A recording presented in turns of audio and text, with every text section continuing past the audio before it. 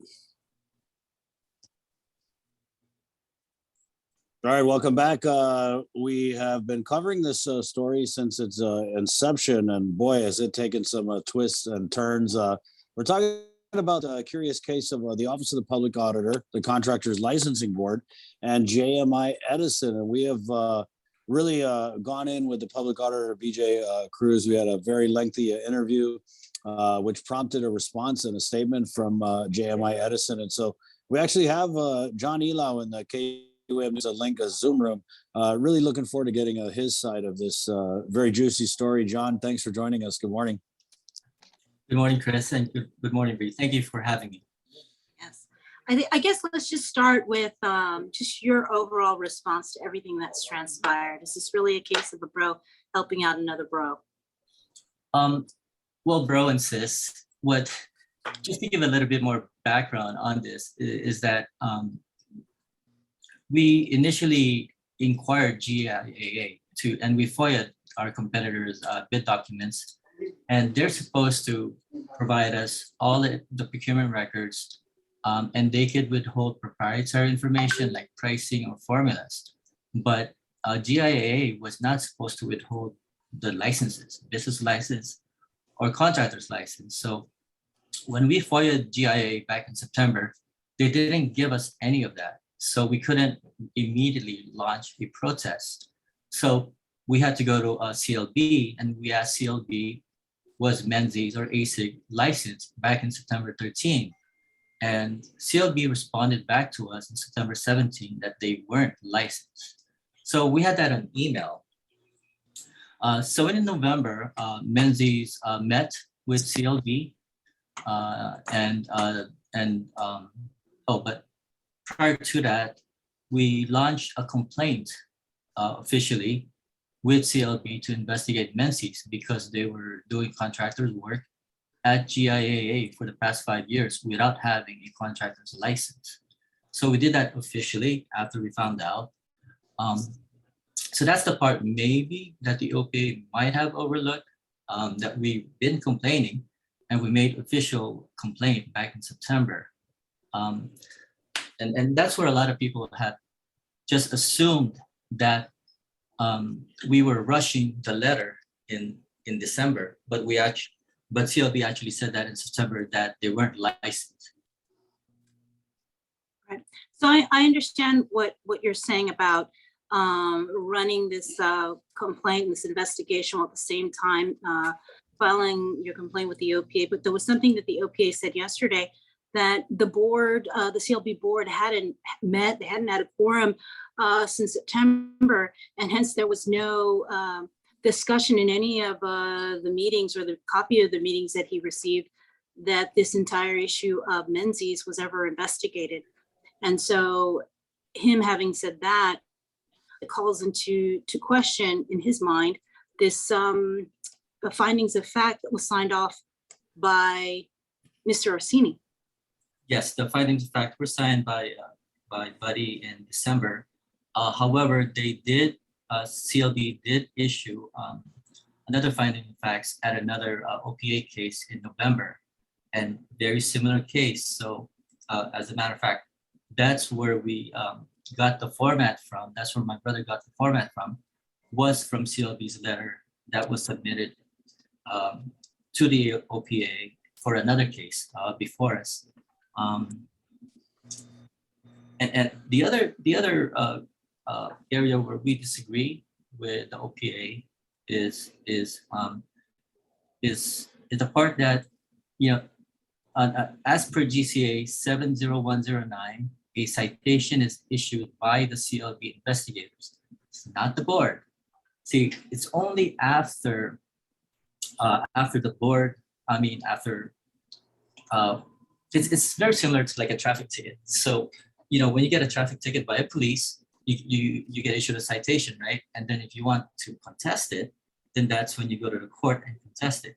So that's what would happen here at the CLB is they get a citation that they're not licensed, and then they can go to the CLB board, and the CLB board will decide. But to issue a citation, as per GCA 70109, the investigator of CLB can do that on his or her own.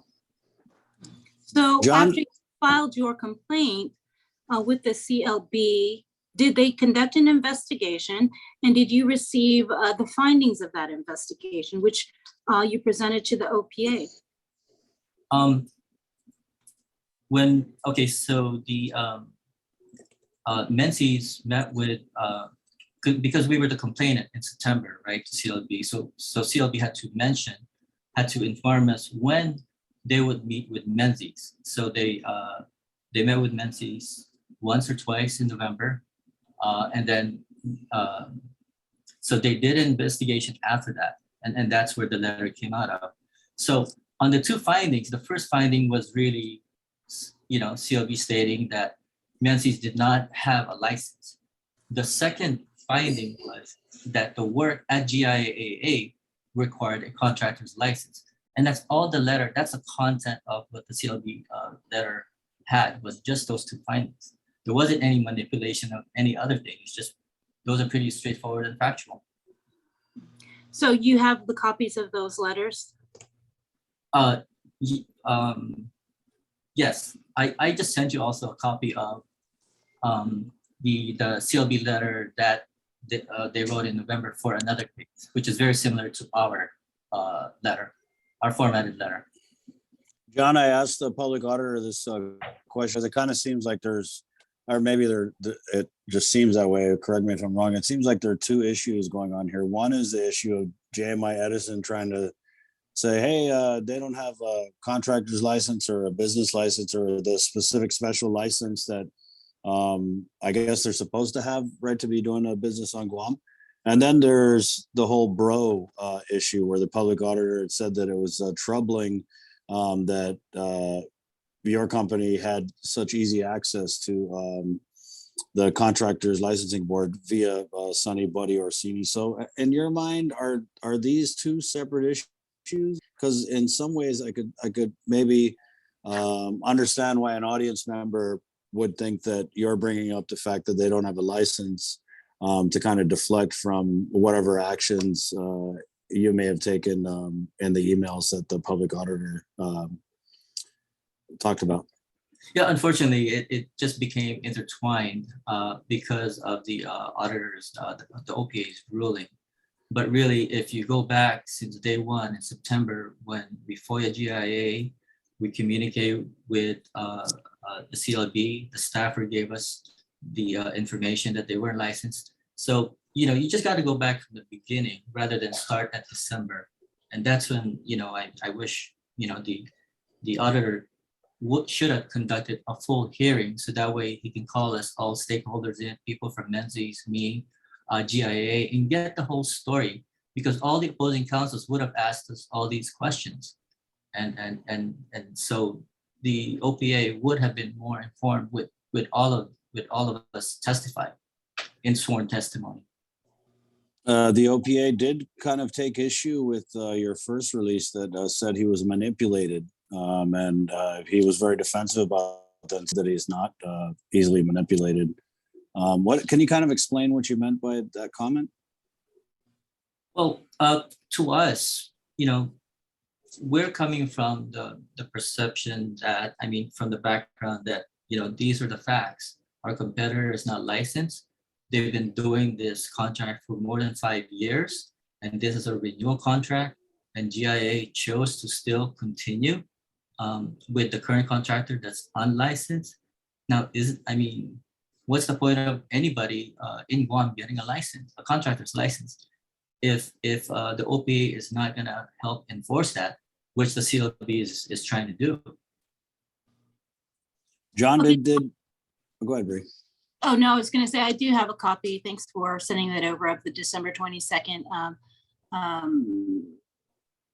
findings and decisions from Buddy. Now, this was the letter that was requested in your email to him?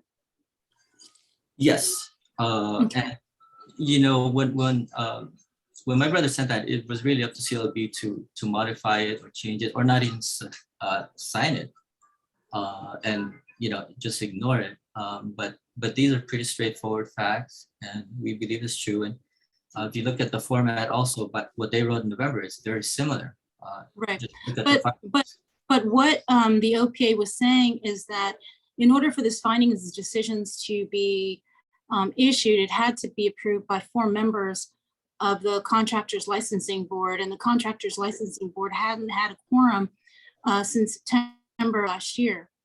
So again, go back to one of my questions regarding when you filed this complaint, asking for this investigation, did you ever receive the findings to JMI prior to this letter being issued and signed by Sunny? No.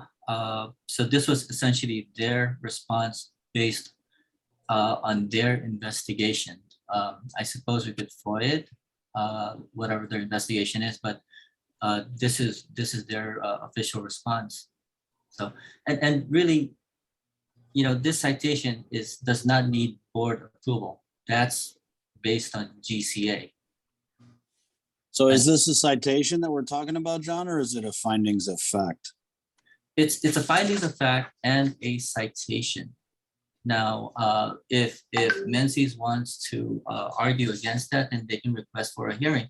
Then that's when the board will have to meet and meet up with all stakeholders.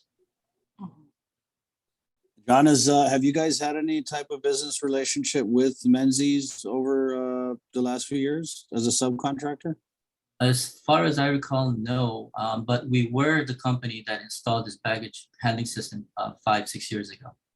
Was that with Menzies on a subcontract? No, it was Siemens that won the bid, and Siemens hired my company to install it. Do you know if Siemens had a business license or? Siemens did not have to, because they didn't, well, as far as a contractor's license, Siemens did not have to have a contractor's license because but it was Siemens subcontractor that needed a contractor's license. And so if Menzies has held this contract for the past 5-6 years, and this particular one is a contract renewal, did they have a subcontractor in the previous contract? As far as I know, they didn't. So they did this as Menzies. They did the maintenance as Menzies. And they didn't have a contract even back then when they were doing the work? Contractor's license. They didn't have a contractor's license even back then. Yes. So it's either Menzies or ASIG. And this is the first that anyone's raised the issue?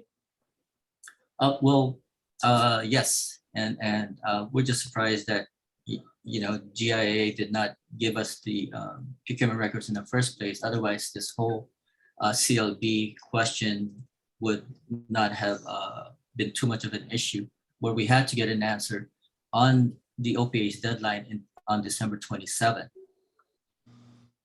John, again, you guys don't feel like you did anything unethical or improper when you reached out to Buddy Orsini with the bro email? In hindsight, the pronoun might have been poorly chosen, but there's nothing illegal with the word bro. There is something illegal when a contractor working for the government of Guam, GIAA, continues to operate as a contractor without a contractor's license. So what do you think is the remedy for that? Well, we don't have a choice now. We just got to go to the court and wait for the court system to just take us on. Are you disappointed with the public auditor? I mean, I know that in your second release you had, it's obvious he is a jurist. He's also a former judge. A former speaker of the Guam legislature. So, there is that assumption that he kind of knows what he's doing, right? And you guys through your releases have been pretty critical of his performance as a public auditor. From the he was manipulated statement to also this second release where you talk about you guys requested the hearing and he had refused to let you state your side. So, how disappointing has this thing kind of been for you guys as far as it goes in dealing with the OPA?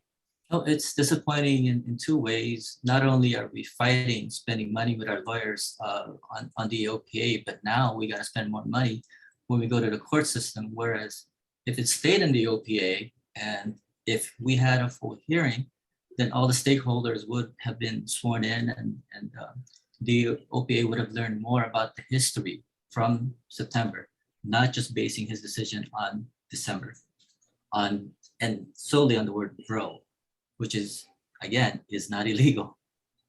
So you think they should just throw this whole thing out and just start over from the beginning?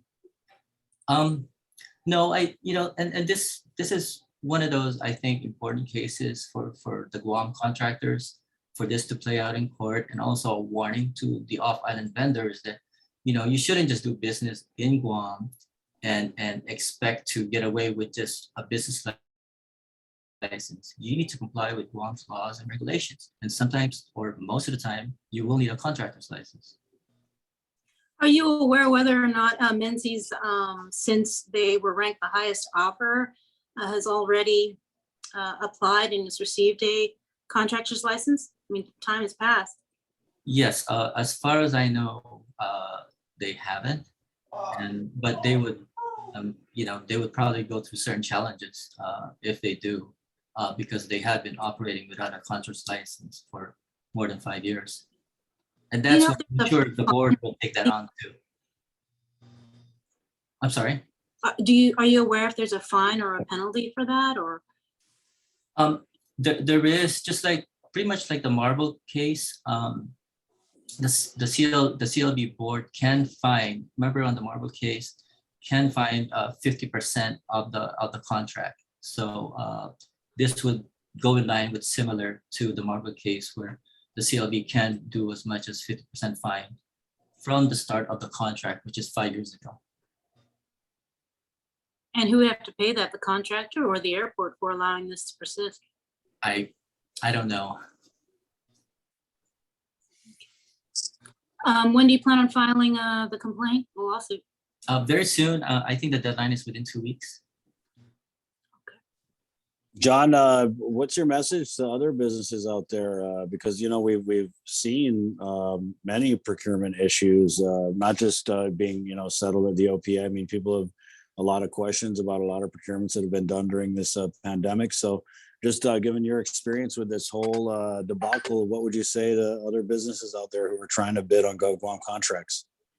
Well, it's really not that difficult. The challenge is really just making sure that they start from the get-go with the right process, and just make sure everybody is licensed, because this is a case and we have a case right before us. So just make sure they're properly licensed whenever they're working for doing contractual job for the government of Guam.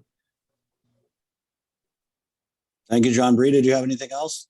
No, thanks, John. Thank you, Bree. Thank you, Chris. Thank you, John. Appreciate your time. Bye.